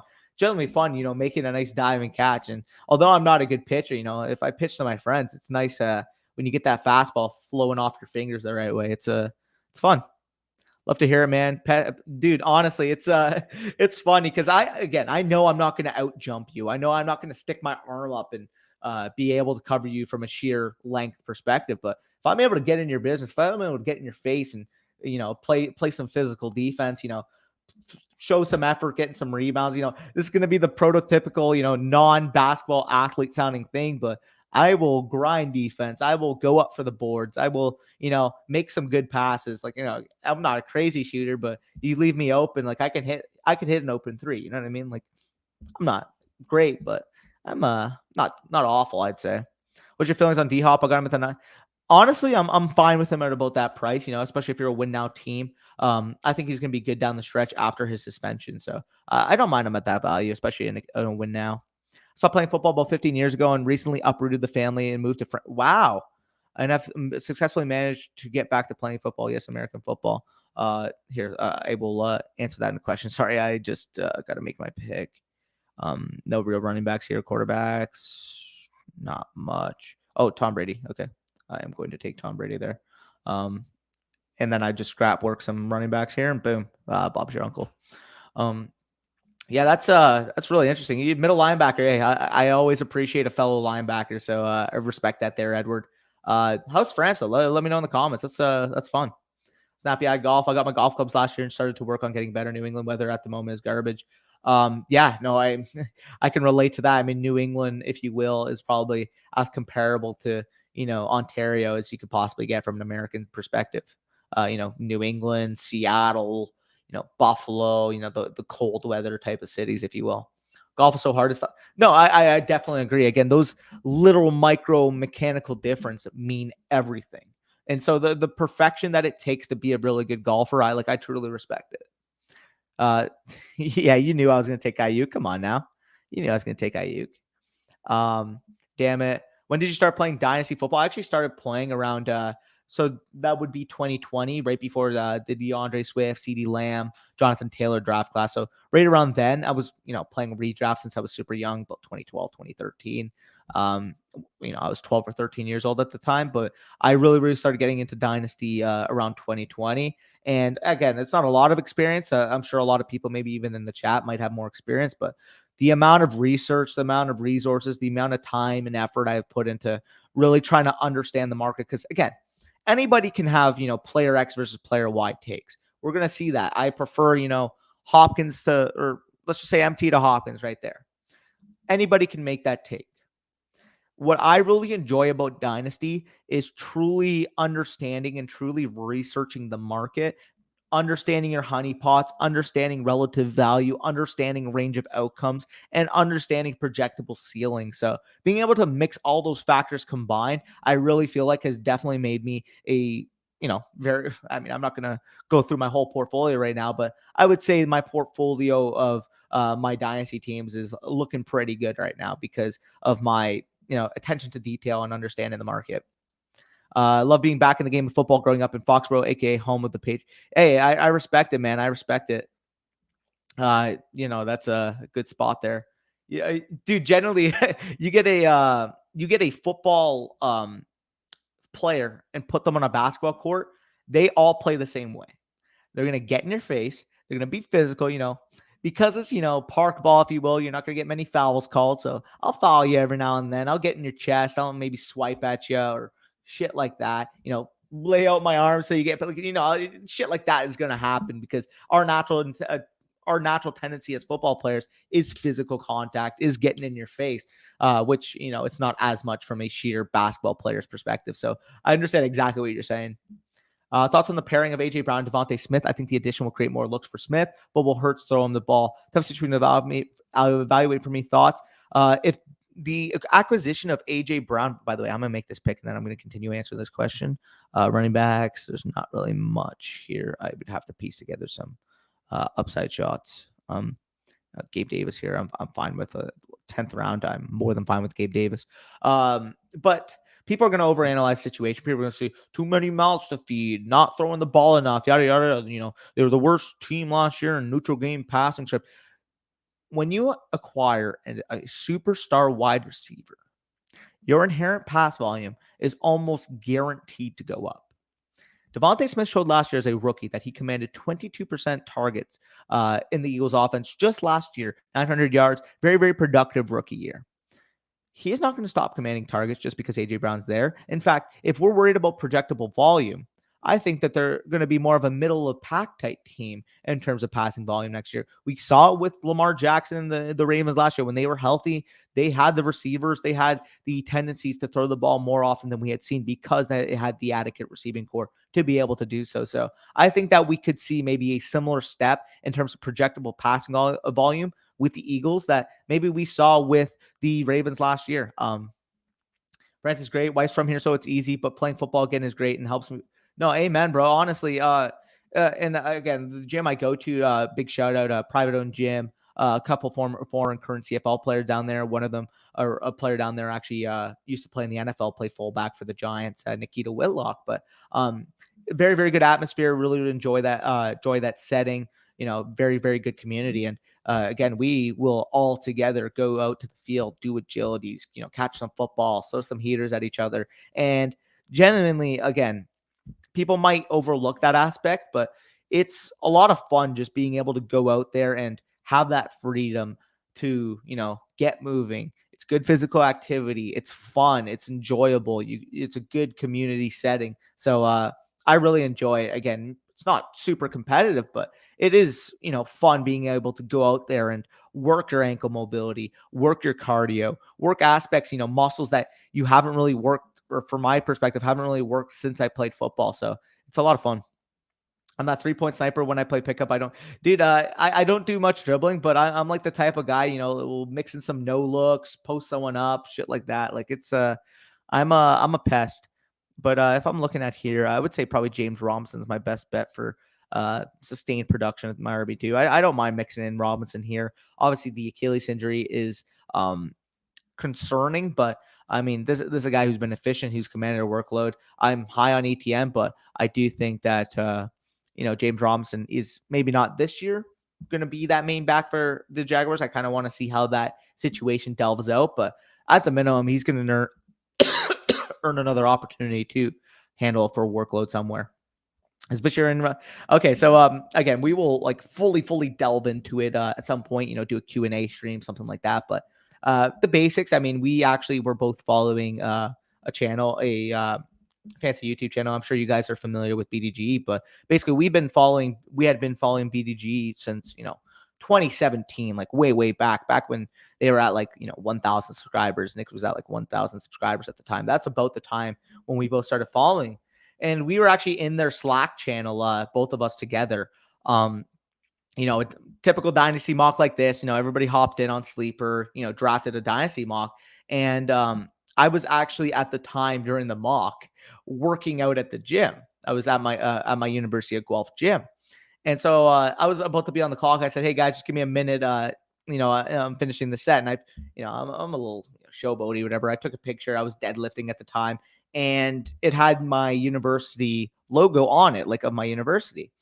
And Corey actually like recognized it. He's like, "Bro, like that's literally like 20 minutes from where I live." So after that, we started talking, and it was funny. It was funny right after that. It was about early March, late February at the time. Ended up putting the first video out on this channel, I believe, late March, and kind of seeing where we've taken off since then. Actually, my first article I've ever posted, first written piece of work I've ever done was a CD Lamb prospect write-up, and on my birthday, my 20th birthday in March 9th, 2020. So it's pretty funny seeing how everything's kind of been taken since then. I just got into golf watching Legend of Bagger Vance, and hitting the driving range was a good dude.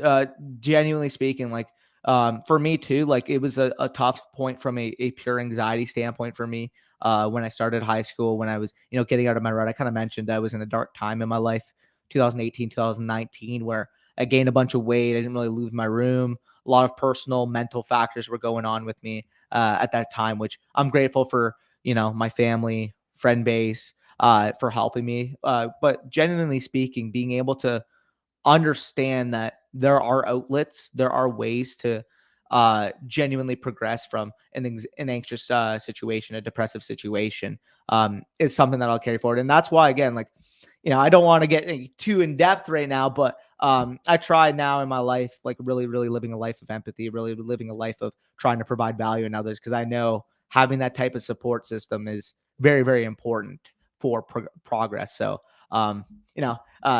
you guys have seen, heck, I don't feel like we do a crazy amount of stuff. I mean, it's still fantasy football at the end of the day, but just being able to answer questions, just being able to come out here, shoot the shit with you guys, like I genuinely appreciate that. Also never played in Dynasty League before. What's some free game you could give me, man? I'll help you in a second. I'll make my pick. I'm about to run out. Fuck, whatever. Sure. Daniel Jones. I don't know who I picked. Rashad. Sure. Okay. In terms of in terms of going into a Dynasty League, your main guess, again, we have some videos on the channel, how to play Dynasty, 5 biggest mistakes we see, stuff like that. You can watch on the channel that we've posted within the last year. But my main piece of advice is don't get stuck on certain players. You're going to have players that you value above the market, but don't just get stuck and be stubborn and feel like you have to have, this player and reach for this player. my main philosophy in Dynasty, and a lot of people don't really apply enough, in my opinion, is that don't outsmart the market, manipulate the market. If you have a player that you are very, very high on comparatively to everybody else, don't, like, for example, in your rookie draft, let's just say hypothetically, we talked about James Cook at the 106. If you value James Cook at the 106, don't take him at the 106. His current relative value is an early second round pick. Instead of, putting yourself out there and saying, or like say, like George Pickens, your wide receiver one, you prefer him over Treylon, Drake London, etc. You prefer him over all those guys.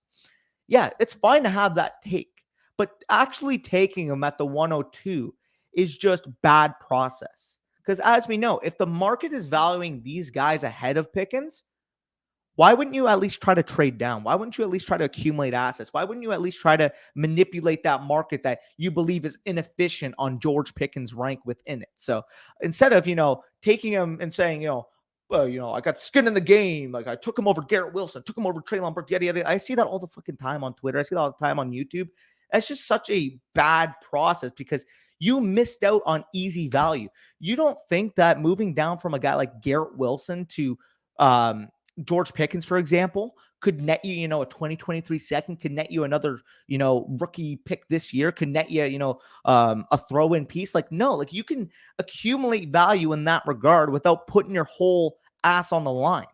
So again, if you want to, value George Pickens higher than consensus, go ahead, take him a few spots higher than you would typically see him in your ADP. But going out there and just saying, hey, like, he's the wide receiver one, I'm taking him over London, I'm trading over Treylon, yada, yada, yada. Like, yeah, he's fine. But we are saying right here from the relative market standpoint, did Pickens go? George Pickens went at the 909 here. Okay. Fair pick. Where did Burks go? Burks went at the 409. Where did London go? London went in the mid third. So realistically here, if you are in your rookie draft and you take Pickens over London, you are forfeiting 6 rounds of startup value. If you were to say hypothetically right now, I want to move up from the 909 to the 307 in a startup, it's costing you at least a first round pick.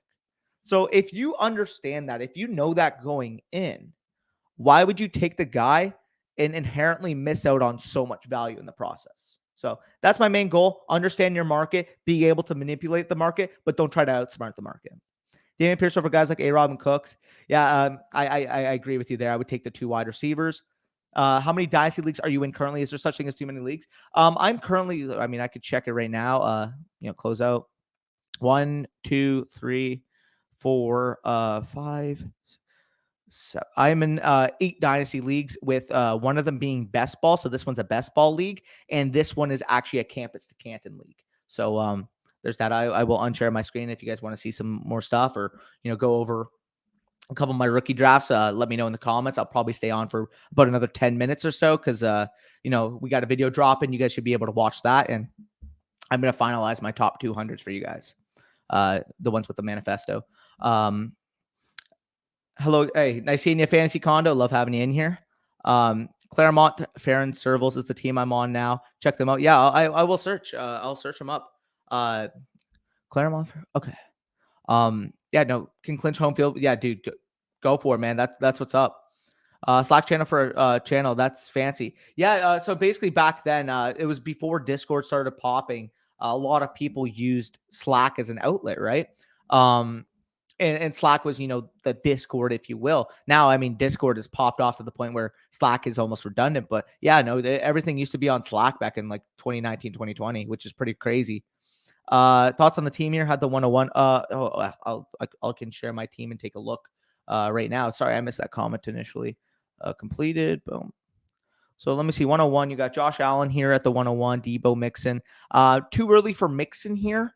I personally would rather, one of the wide receivers, someone like that. But given the fact that you are crafting a win now, Mixon to me is probably, a mid 4 to early 5 in relative value. So it's not a crazy reach, and especially you can't manipulate the draft board. So I can't hate too much there. Deontay, phenomenal value there. Akers, I think that's a good value there. Carr, I really like what you're able to do here, man.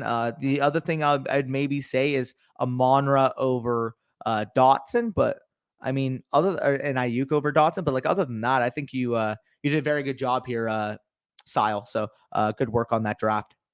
Did you go to University of Guelph or University of Guelph Humber? I actually went to the University of Guelph. I was studying business, real estate, and housing over there. Started in 2019. Would have been my freshman year. London for Adams. I have London, and I'd be receiving Adams. Should I do it? This is a full rebuilder versus contender question.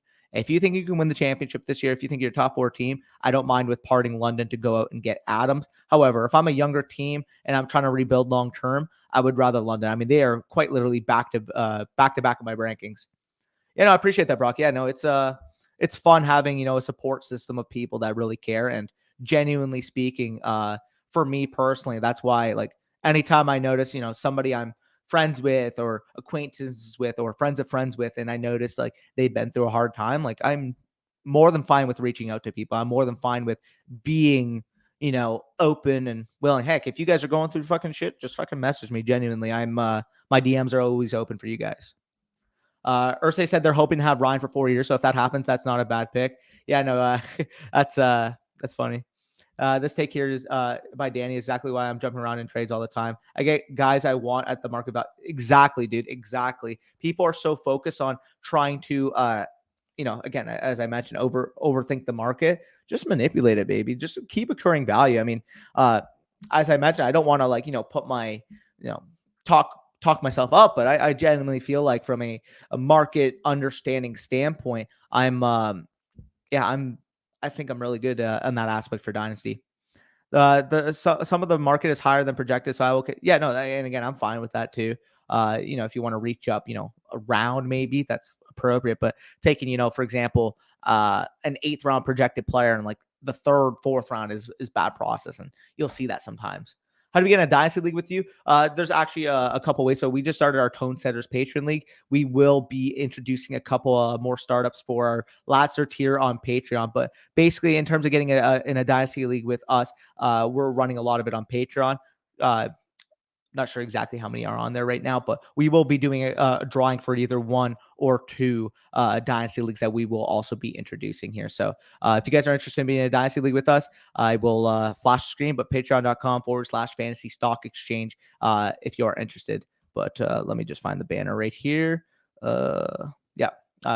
And again, by the way, if you do access our Patreon, you do get full access to our rankings, manifesto, bucketed rankings, top 200, positional rankings, rookie rankings, a ton of prospect cards were posted by Corey there, a ton of resources that we use in our daily fantasy life.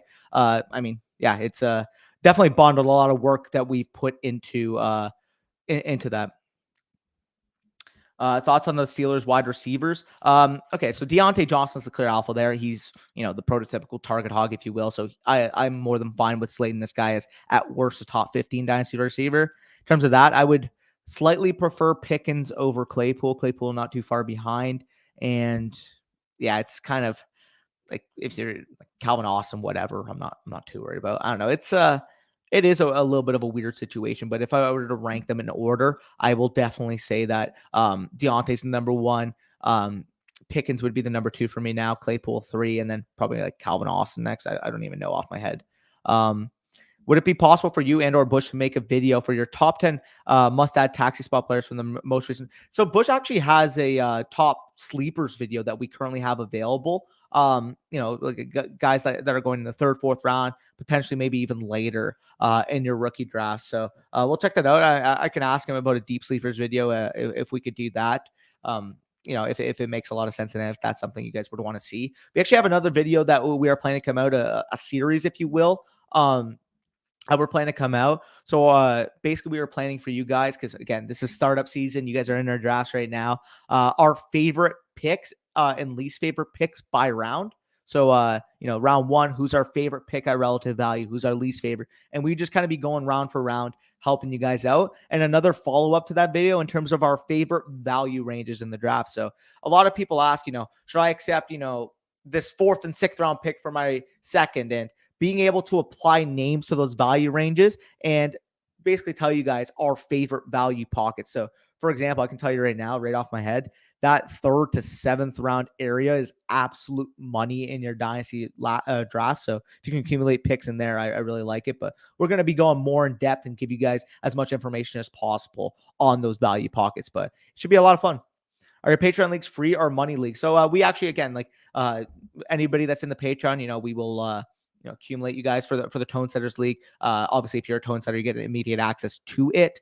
But we actually take a vote on how big you guys would want to buy in. No, we're not going to just force an amount on you guys, but I typically personally enjoy some financial monetized monetary benefit for a league. So they're going to be money leagues most likely for all of them. Again, I couldn't really see myself engaging enough to be in a free league personally. But again, I'm not going to, harp on it, or if somebody enjoys a free league, I'm not going to say, you're wrong for enjoying it. But I personally love having a little incentive to play for, having a little bit of a prize spot to play for. But yeah, we're not going to say, $1,000 buy-in or $500 buy-in or shit like that. We would take a league vote, and depending on what the majority of the league is feeling comfortable with from a financial standpoint, we are fine with making that the buy-in for the league.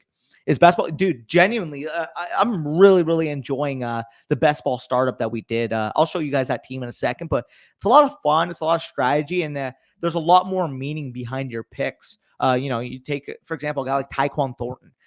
Typical leagues, you might not say, oh, well, like, when am I ever going to start this guy? But in a best ball, if you're getting him, third, fourth round of your rookie draft, and 6'3", 4'3" speed, can, have a couple splash plays every now and then. Like a guy like MVS is decently valuable in a best ball because we know he's going to have those random 3 for 100 and 2 touchdown type of performances. So it adds a level of variability, volatility that you don't typically see in the managed league because you don't have to set your lineup. So I actually do enjoy it. As a Cowboys fan, do you have high hopes for Tolbert? I do like Tolbert, the prospect. Again, an older prospect, but I think he can step in immediately in 11 personnel and provide another body. And especially, again, when Gallup is expected to miss those first few games of the season, I think Tolbert can step in fine. I thought 88th pick was a very, very good value spot for him. In terms of rookie pick standing, you want to spend late second, early third round rookie pick. Sorry, heartburn. Late second, early third round rookie pick on him. I think that would be about appropriate value. It's hilarious. Honestly, that was very, very funny there. He goes up, announces the George Pickens pick. That was a little bit diss from the Steelers for making him do that. James Cook over Singletary this year? Absolutely. I think, he's going to have that most valuable role in the team in terms of third down work. So I will take James Cook. Should I try and diversify my dynasty team if I'm a contender, have Lamar, Dobbins, and Bateman as starters, or is Ravens offense good enough to spread the wealth? I'm fine with rolling out the Ravens, especially high valuable pieces like that. I wouldn't try to, diversify my teams from there. Yeah, I love best ball. I have so many this year, dude. Honestly, they're a lot of fun. It takes away, the most annoying part of fantasy.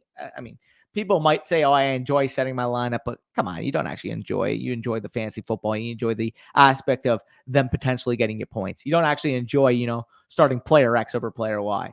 The best ball aspect is fun because it takes all of the positive factors of your dynasty league and takes out the aspect of, oh God, do I start DJ Moore or do I start, Mike Williams this week? Like, you don't have to have those decisions because guess what? Whoever does better is automatically going to be input into your lineup. So it's a lot of fun, but either way, I'm probably going to go till about 2:15 here. So, ask some more questions. I'll be happy to answer, but we should be done with the mocks for today. Got some work to be able to do. As I mentioned, I'm going to fully have the top 200 available to you guys with the Dynasty Manifesto upgraded today. And yeah, it's should be fun. And one of my drafters teams, I ended up with the drafting the Raiders. They just fell to me. Got Adams, Waller. Yeah, like at value, I'm fine with it. And hey, with Josh McDaniels, it should be fun. So just take value. Just take relative value, genuinely. My Twitter is blowing up right now. What is going on? Okay, we should be fine now. 44 review still in here. Let's see some comments, lads. Let's go. Fire away, baby. You guys can see a little bit above me that Kobe poster right there. And then I also have over here, that's, you probably can't see much, but that's George St. Pierre. When I was very young, I was, and I still am a big UFC fan. So I started, doing jiu-jitsu and stuff when I was like 7, 8 years old. And at that time, that was actually, I still remember that poster flipped around is actually the inverse of the Matt Serra versus George St. Pierre rematch. If you guys are UFC fans, you'll know what I'm talking about. But basically, Matt Serra got a Fugazi win over GSP in their first match. It was one of GSP's first losses as a pro. I believe Matt Hughes was the other one. And in the rematch, if you will, I think this was actually literally like 2007, 2008, like way back. GSP took care of business. So that just kind of helps me remind of that situation. I enjoy the lineup setting, just like I prefer NL versus AL and no DH with managers decisions, but not anymore. For real. Thoughts on Cup wide receiver one? In redraft, I'm fine with taking him one. Again, the involvement, the target share, the touchdown ability, and obviously the potence of this offense. I'm fine if you want to take Cup as the wide receiver one in redraft. In Dynasty, obviously, I mean, from an age perspective, you're talking about a 28-year-old wide receiver versus the top two. So you can't have him near, Chase or Jefferson in Dynasty. But in a redraft, you want to take this guy in the mid-first round. I'm more than fine with that because he's going to be a stud. I think Chase or Jefferson. I will say, okay, so with Chase, I mean, obviously you get the aspect of the big plays, you get the aspect of the offensive insulation with the Bengals, and appreciating a valuable offense to be a part of. And you were talking about a legitimate 1,700 yard, 15, 18 touchdown type of upside. Like he's genuinely got that in his situation. So I wouldn't be shocked if he was the wide receiver one. Same thing with Jefferson, only from a volume perspective. I mean, we saw 190 targets from Kupp this year. We know that the Vikings were actually one of the slowest pace of play offenses last year. Adding a guy like Kevin O'Connell will inherently increase that pace of play, will inherently increase that situational 11 personnel calling. And if that's the case, I mean, would I be shocked if Jefferson was able to command, 180, 190 targets this year? I wouldn't. And if he got to that situation, I mean, we're talking about a guy that can flirt with 2,000 yards. Like genuinely, I can't say that much about many receivers, but Jefferson at his ceiling could be a 2,000 yard type of player, which, as we know, would break fantasy football. Got so much of all of them. Yeah. I think Miles Sanders is a value in Dynasty for contenders. I think improved. Yeah, like, for cheap enough cost, I wouldn't mind Miles Sanders. Has a projectable workload this year. Offense should be pretty good with the Eagles, top 10-ish. So I don't mind Miles Sanders for value right now. But I'm not going out and buying him right now because of the downside risk of acquiring a veteran running back at this point in the offseason. This is more so a guy I'd be looking to get, right before the season starts or maybe a few weeks into the season rather than acquiring right now. Because, I mean, just trying to acquire a veteran right now, there's so much downside risk. So, yeah, being a wide receiver gives a whole other perspective. Dude, genuinely, it's like I've always appreciated wide receivers that can separate at an elite level. I've always appreciated the wide receiver position, maybe because, I don't have the natural dimensions to play wide receivers. So I appreciate, seeing somebody that can go out and dominate. Who are your most owned players in Dynasty? Well, that's a good question. I gotta update my sheet in terms of my Excel sheet in terms of my ownership. But if I'm looking right now, so I have 2 shares of Lamar. I might have 3. Wait, let me check. I have so 1 share of Allen, 1 share of Herbert, 1 share of Deshaun Watson in that league. I have 3 shares of Lamar Jackson actually. So Lamar Jackson, in terms of the quarterback position, would actually be my most valued or my most owned player. That could be a good video though. We can go through and see our actual most owned players. I can keep account of that. Is Gallup a wide receiver 2 or 3 this year? So on a per game basis, I can see him being a wide receiver 2. This is a guy that has the talent, can command targets, about 117 target pace last year when he was healthy. We just need the health to be there on his standpoint. I do think he could be at worst a top 30 wide receiver, but if the nuts hit, if he's able to get back to his level of play that we saw pre-injury, I think he can be a locked and loaded top 24 wide receiver. Yeah. Crunchy or smooth peanut butter? I've always oddly preferred crunchy because it just gives the aspect like, yeah, I'm actually like eating peanut butter. You know what I mean? But I mean, again, I'm not going to hate on smooth. I don't mind smooth in certain instances, but if I had to make a preference, I would definitely say crunchy peanut butter there.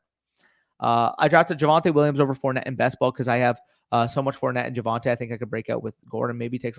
I'm fine with that. I mean, you're betting on the talent. You're betting on the appreciating role that he can get in that offense. And obviously that offense should be good. Javonte should have touchdown opportunity. And we saw last year he's more than adept in the receiving game. So I don't mind that pick.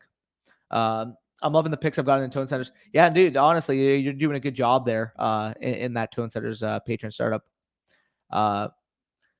Where do you rank CD with no Amari? So in terms of redraft, we're gonna have to drop a video going through our full redraft rankings, wide receivers, running back, quarterbacks, and tight ends right now. But if I were to guess, he would be probably a mid to back end wide receiver one for me, and a guy I'd feel comfortable taking at that back portion of the second round, if that's where his ADP would reside. Is Mooney worth the 106 in Superflex this year? Give me the 106 there, Matthew. Rams way better than. I mean, I'm not going to disagree with you. The Rams are a better team at this current juncture than the Cowboys. So, I mean, you guys won the Super Bowl for a reason. You guys deserve to be the locked and loaded favorite of the NFC. So, I'm not going to hate on that.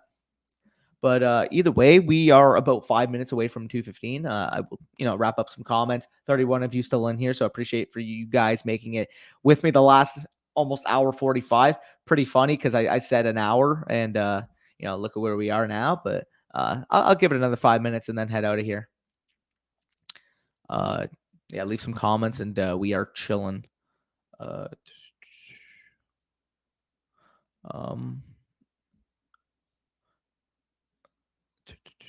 Okay. How highly do you value Sutton in Dynasty? Cortland Sutton. I mean, he's the type of guy where if I see him in like that ninth, 10th round area of a startup, I am more than fine smashing. If you are able to flip, a super late first, early second this year into a guy like Sutton, I'm fine with that. I think he could have a very, very nice season with Russ in town there. Niners Nation, baby, stand up. We better not get rid of Devo, our whole offense. Yeah. I'm still a little bit bitter about the Cowboys game plan in that wildcard game. Again, I'm not going to hash into it too much because I'm going to sound like the typical prototypical complaining Cowboys fan. But seeing the way Kellen attacked your guys' defense was just pretty remarkable. Again, I'm not going to hate too much because we did not have a run game. Our offensive line could not block to save their lives, even against four-man pressure. You guys were able to just say, hey, pin our ears back, rush forward, get pressure, and quite frankly, give no outlets in the passing game. And you guys basically suffocated us as a result because of that. So I'll give credit, but just I don't know. I can't speak too much more on the game because it was very annoying to watch as a Cowboys fan, knowing the potential that offense could have been in that game and seeing what their game plan was. Who's your 102 right now? I feel like I have a competitive team, but more so aiming for 20. My 102 would be Drake London there, Jaden. If you can get Drake London at the 102, I'm more than fine with it. Yeah, no, that is very true. When they were holding, they could somewhat block, and we'll see how that materializing with Tyler Smith. Obviously, a very, very penalized player in college, but I think the majority of Tyler Smith's holds were more so from a technical, from a footwork, from a body positioning standpoint. Whereas Connor Williams, flat out, the reason why I was holding, he was getting overpowered. He was not strong enough to deal with interior pressure. At least with Tyler Smith, I know that he has the raw strength, the raw mechanical strength to be able to handle a bull rush, which Connor Williams showed last year that you bull rushed him, he was getting lapped right into Dak. Like genuinely, it was pretty annoying. Thoughts on my underdog best ball so far? Got Cup at the 102, Javonte, David Montgomery, Zeke, Mike Evans. I think that's too early on David Montgomery. I would not take him in the third round. If you had gone, wide receiver there, I personally would prefer that. But I mean, rest of the picks, if you subbed out David Montgomery and Zeke for wide receivers, I would prefer that more and just run a hero RB with Javonte. I'd prefer that more. Heck, or if you substitute, David Montgomery for a Barkley or somebody with maybe projectable volume and efficiency upside and receiving upside the way a guy like Barkley. I mean, I'm just talking about Barkley, but Barkley in the third round makes no sense to me. Oh, you got him in the four. Okay, so who'd you get in the third round there? Oh, is it a best ball? Oh, wait, no, it's an underdog best ball. Yeah. Who'd you take in the third round there, Damien? Did I miss it? Or did you take Zeke in the third round? Let me know. I'm in the minority and very nervous about Sutton. He did basically nothing. Yeah, but the counter to that is the quarterback play was a mess and the offensive passing volume was just brutal. You can make an. Oh, dude, I'm dumb. Okay, I missed Evans. So I mean, Cup, Javonte, Evans. Yeah, no, I think it's about appropriate. Again, I am a little bit wary of Zeke given the wear and tear that we saw. But if you're gonna take a chance on him, I think fifth round is better, if you will. I got more. I think you're talking. No, okay. Am I still a super fan of the pick? No, Brock, but I understand the rationale, especially again, if you wanted to throw him out at tackle week 1, I would be very, very worried because I think his footwork and his technical nuance as a tackle isn't there yet. Super young, raw player, but moving him in a guard, I'm fine with it. You don't have as much space to cover. You could use your more raw strength. You have a lot more freedom as a guard, whereas, you're left on an island there if you're a tackle. Like, not everybody has the athleticism of a guy like Tyron Smith. Not everybody has the technical ability of a guy like Tyron Smith. So, yeah, I like his projectable at the left guard. 24, still a little early for me. If he was, a second round pick, I'd be in it, but no, I can't hate as much as I was disappointed when it initially happened. Can't even hate. I still, I will say though, at least Strange is a good player, so I'll give him credit. But take him in the 29th pick was a little weird. Evans, good. Thanks. No, anytime they're happy to get you happy to get feedback on that. But either way, I'll get through the last comment here. You have to try to get both sides of the sun. I'm interested. No, 100%. But either way, we're at about 2:15 right now. Got to get some food in me. Got to get a workout in and finish my rankings for you guys with access to that manifesto. And if you guys want to access that manifesto, Dynasty rankings and more available on patreon.com/fantasy stock exchange. 2 ways you can access our manifesto. One, again, as you see, signing up on Patreon down below. The other way, obviously, using code FSC on Underdog Fantasy first deposit. You get a match back up to $100 on that first deposit, being able to enter tournaments like the Best Ball Mania, the puppies that are going to be introduced, etc. And heck, win yourself a ton of money on that site while also getting full year-long access to our rankings manifesto that we try to update as much as possible for you guys. So if you want access to that, sign up on Patreon or sign up over on Underdog Fantasy using promo code FSC. But either way, yeah, no, I agree there. Tyron Smith level prospects are almost impossible outside of the top 15. Good day. Appreciate you, Spencer. Sky Moore, he could have been a Patriot. Oh God, don't get me started with that. That was yikes. You guys traded up and then took the wrong receiver. Have a good day. Appreciate you. No, I appreciate you hopping in there, Damien. Nice to see a new follower, a new subscriber of the channel. But signing off. Peace out, you guys. Enjoy your